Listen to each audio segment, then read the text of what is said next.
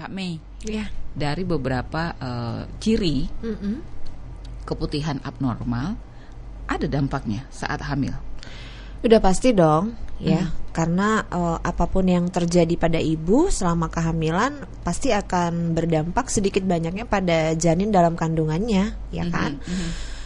Jadi di keputihan ini kan ada dua macam ya. Kalau yang normal itu nggak ada masalah. Ya, baik kepada ibu maupun kepada janin. Tapi kalau sudah menjadi abnormal, sudah ditumpangi oleh bakteri jahat dan ibu mengalami infeksi, nah ini nih yang kalau dibiarkan tidak ditangani dengan baik, tentunya akan berdampak buruk pada ibu dan pada janin. Beberapa infeksi yang mungkin bisa terjadi akibat keputihan ini, yang pertama itu ya infeksi namanya vaginosis bacterialis, ya. Nah, ini adalah pertumbuhan bakteri yang sangat banyak ya. Jadi kalau tadinya itu di keputihan ibu yang normal itu ada bakteri-bakteri baik.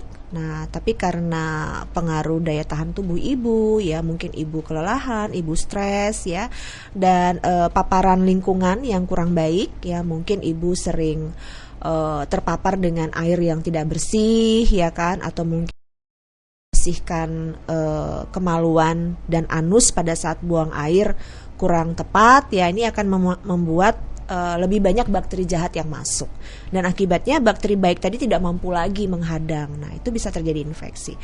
Nah, ini disebut dengan vaginosis bacterialis. Jadi artinya di dalam liang vagina ibu itu sudah banyak banget gitu bakterinya, dan dia menjadi merugikan.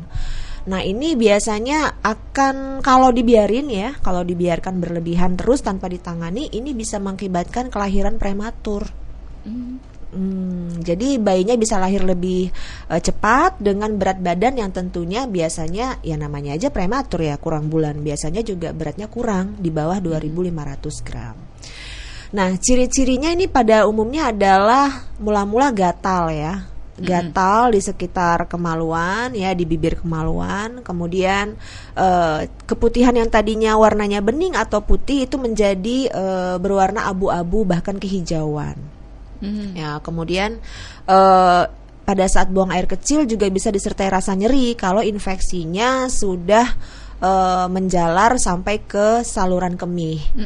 Nah, jadi bakteri ini kan berjalan, Mbak Rin. Dia kan tidak diam aja ya, dan dia berkembang terus. Nah, karena anatomi saluran reproduksi wanita itu dekat banget dengan saluran kemihnya dan terbuka ya, jadi seringkali ketika ibu mengalami keputihan yang terinfeksi, disusul juga dengan infeksi saluran kemih. Jadi kadang-kadang terasa nyeri pada saat buang air kecil. Nah, jadi berdampak pada janin ya. Nah, yang kedua itu yang paling sering nih, infeksi jamur. Nah, jadi jamurnya di sini karena disebut juga dengan kandida ya jamurnya. Biasanya dia tumbuh alami di liang senggama kita, yaitu termasuk flora vagina ya, atau bakteri yang baik yang saya sebut tadi di awal. Tapi kalau sudah berlebihan, nah ini bisa menimbulkan infeksi juga. Jadi biasanya kalau yang namanya jamur pasti gatal tuh. Gatal ya, kalau semakin digaruk itu semakin nyeri dan panas ya. Dan biasanya akan terasa lebih gatal pada saat pakaian dalam sedang lembab atau ibu sedang berkeringat banyak. Nah, itu luar biasa gatalnya. Kemudian cairan keputihannya berwarna putih kekuningan ya, kadang-kadang berbau menyengat, tapi ada juga yang tidak terlalu berbau gitu. Kemudian pada saat berhubungan intim dengan suami itu suka terasa nyeri ya, karena ada iritasi ya di dinding liang senggama ibu. Dan pada saat buang air kecil sama ya, terasa nyeri atau perih. Nah, jadi kalau infeksi jamur itu biasanya kalau gatalnya kan biasanya di luar ya, di daerah bibir kemaluan, itu bisa diberikan krim anti jamur. Nah, jadi yang paling sering tuh biasanya ini, infeksi jamur ini yang paling sering ya, karena lebih gampang hidupnya dalam suasana yang lembab, yang lembab dan tidak bersih gitu. Makanya hati-hati penggunaan panty liner. Kadang-kadang panty liner kan yang karena biasanya keputihan, agak risih dong. Ya, ya terus kan? Ibu pakai panty liner. Pakai panty liner. Nah, panty linernya itu bukan nggak boleh, boleh sih, ya. Boleh pakai panty liner, tapi pilihlah yang tidak mengandung parfum. Aroma, walaupun itu aroma daun sirih gitu? Nggak perlu, yang biasa aja. Kemudian kalau kita akses ke BPOM ya, itu kita bisa tahu tuh mana produk yang bleachingnya tinggi, mana yang rendah. Karena kan semua pembalut panty liner itu menggunakan bleaching ya, pemutih ya untuk bahan ininya, bahan dasarnya. Nah itu kita bisa buka tuh di situsnya BPOM ya, kita lihat mana pembalut panty liner yang bleachingnya paling rendah. Jadi pakai yang itu. Kemudian jangan mengandung parfum atau pewangi. Nah itu. Kemudian intinya yang paling penting lagi adalah boleh pakai panty liner tapi harus sering diganti. Jangan seharian gitu ya. Kadang-kadang ibu suka lupa kan gantinya gitu. Jadi kalau setiap buang air kecil itu pasti basah kan, pasti lembab kan. Itu sebenarnya harus diganti.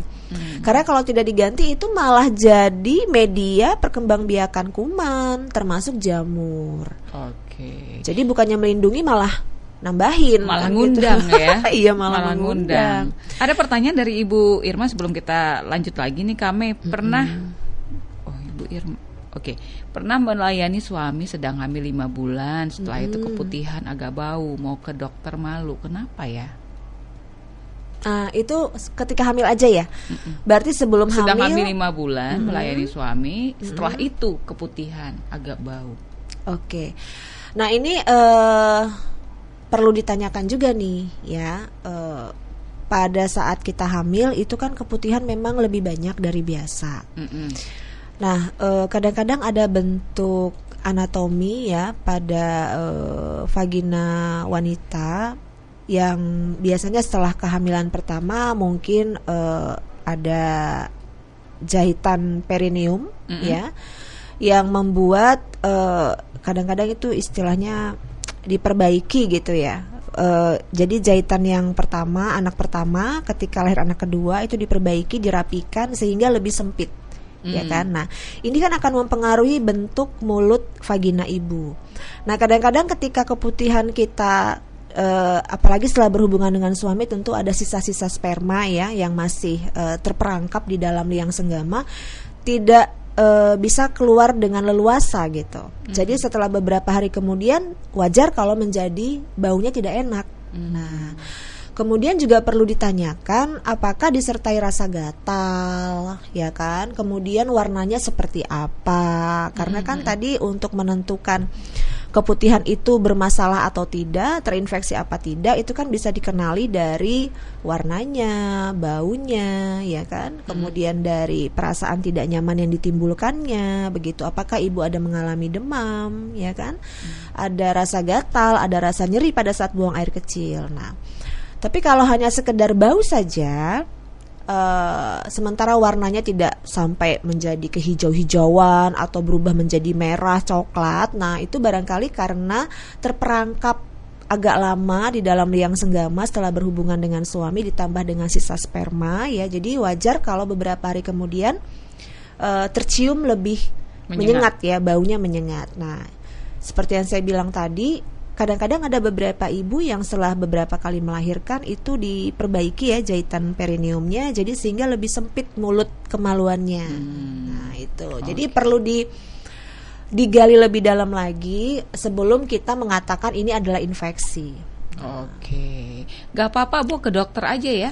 Ya memang tapi tidak perlu malu. Sebenarnya tidak perlu malu karena kejadian keputihan yang bermasalah pada ibu hamil ini sering kok dialami semua ibu hamil. Jadi kita tidak perlu merasa lain sendiri. Ih aku kok begini gitu ya. Sebenarnya banyak yang mengalami seperti itu dan tidak nanti perlu kita merasa lanjut malu. Ya kami ya. Ya. Jadi Ibu Irma terima kasih, langsung saja ke dokter Objin ya. Iya. Jadi kalau hanya sekedar bau, barangkali ibu hanya perlu meningkatkan memperbaiki cara membersihkan kemaluan ya, dan lebih memperhatikan kebersihan itu aja. Tapi kalau masih juga dan ditambah dengan rasa gatal, nyeri pada saat buang air, atau ibu merasakan meriang-meriang seperti mau demam, nah itu perlu konsultasi segera, takutnya ada infeksi di dalam ya.